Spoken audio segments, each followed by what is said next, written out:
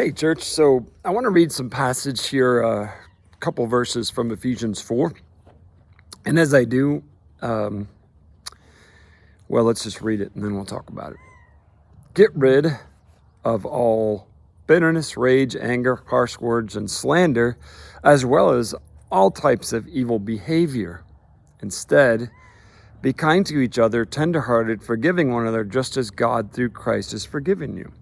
Now, I want to say that usually in my the messages as we would read these verses, I did a couple weeks back, and we're looking at this about the forgiveness aspect of the way Christ has forgiven us. But today I want to just look above that and listen to what it's talking about. The challenge is for me and you and I, to get rid of things that are inside of us that are not okay, right? Bitterness, rage, anger, harsh words, slander, all types of evil behavior.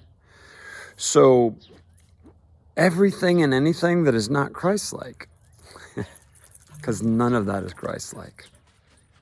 And so it says get rid of it. So when I know I have an issue, a lot of people struggle with anger. So anger is an emotion. So there's anger is not a sin in and of itself, but when we let anger control us, that is where we sin. So rage is an aspect of anger that is birthed out of it, right? And if you look at the order of things that were given to us, it says bitterness, rage, anger, harsh words, and slander. Those things are kind of like all connected. Not kind of, they are connected, and you know this. First off, bitterness. So I get an attitude about something, then I get angry about it. The rage comes forth from me and words come out that are not good, and what I'm doing is I'm attacking the other person. So it says get rid of that. So we've got to cut that off. But instead, as you read, that's the exact word that starts verse 32, instead. So instead of reacting the way we've been in our flesh, instead now be kind to each other and tenderhearted, forgiving.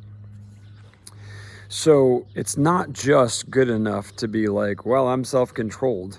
I'm not losing it like I used to, so I'm doing good. All right, now we have to even go the next step and be kind. So, yeah.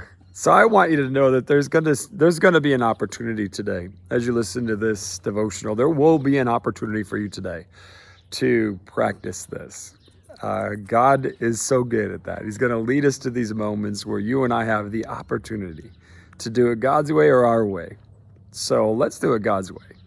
Let's get rid of the wrong, the unchristlike, and let's be Christ-like, showing kindness and forgiveness the way He has to me and you. Let's be His church.